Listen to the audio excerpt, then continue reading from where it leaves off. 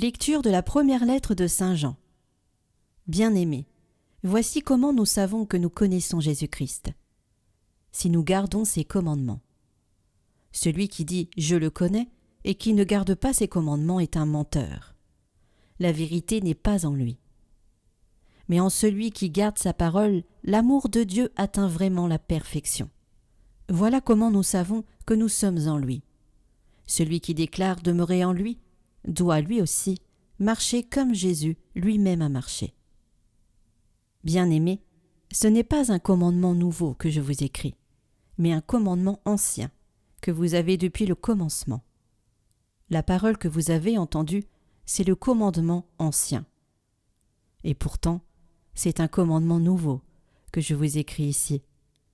Ce qui est vrai en cette parole l'est aussi en vous. En effet, les ténèbres passent, et déjà brille la vraie lumière. Celui qui déclare être dans la lumière et qui a de la haine contre son frère est dans les ténèbres jusqu'à maintenant. Celui qui aime son frère demeure dans la lumière, et il n'y a en lui aucune occasion de chute. Mais celui qui a de la haine contre son frère est dans les ténèbres. Il marche dans les ténèbres sans savoir où il va, parce que les ténèbres ont aveuglé ses yeux.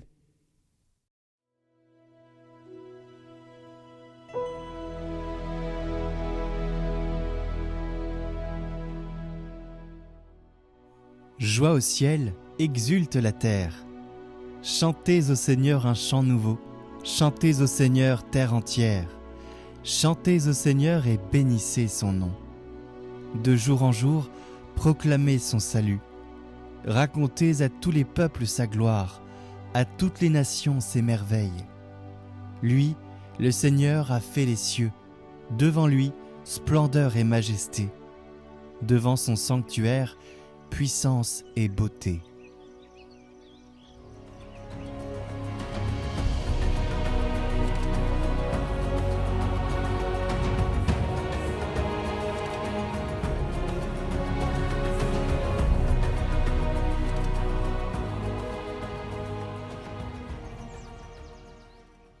Évangile de Jésus-Christ selon saint Luc.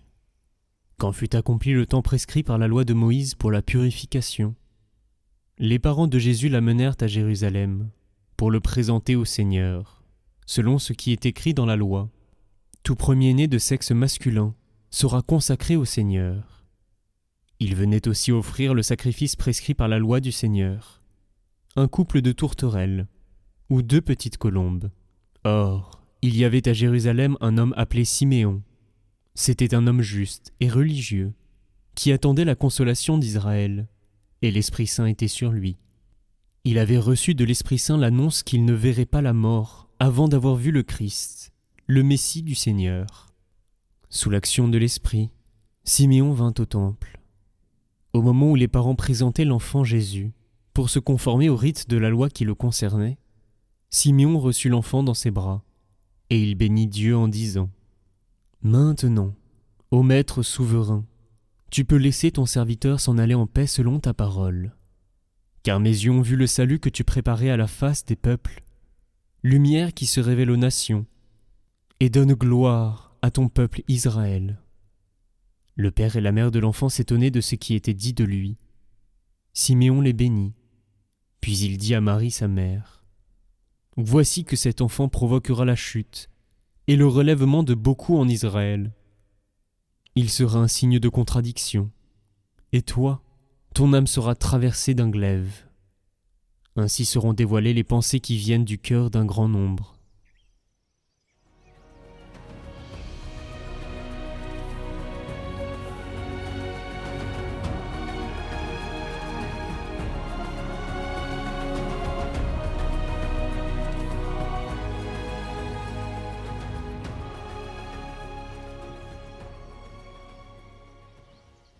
Il y a dans la scène de la présentation une douceur qui cache un combat.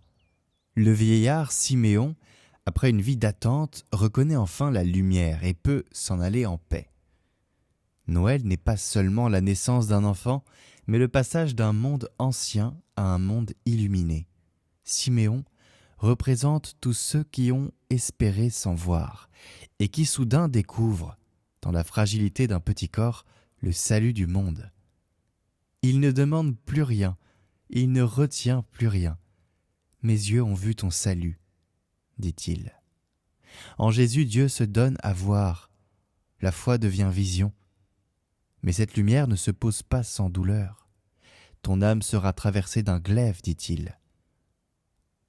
Le mystère de Noël porte déjà celui de la croix. Celui qui apporte la paix provoque la contradiction, parce que la lumière met à nu les pensées du cœur. C'est justement là que la première lettre de Jean nous conduit. Aimer son frère, c'est demeurer dans cette lumière. Haïr, c'est s'en éloigner et retomber dans la nuit. L'enfant de Bethléem ne vient pas nous attendrir, il vient nous convertir. Nous convertir le cœur. Être chrétien, ce n'est pas admirer la crèche. C'est marcher comme Jésus a marché. Doux, vrai, blessé parfois, mais toujours habité d'un amour plus fort que la peur. Siméon s'en va dans la paix parce qu'il a reconnu le Christ. Et nous restons dans la paix si nous reconnaissons le Christ dans les visages de nos frères. Le salut n'est pas à chercher ailleurs, il est là, dans nos bras, chaque fois que nous accueillons la lumière sans la posséder. Alors que le Seigneur, chers amis, fasse briller sa lumière dans nos ténèbres intérieures, qu'il nous apprenne comme Siméon à le reconnaître dans la simplicité, à l'aimer sans réserve. Que notre joie soit parfaite dans cette lumière du Christ.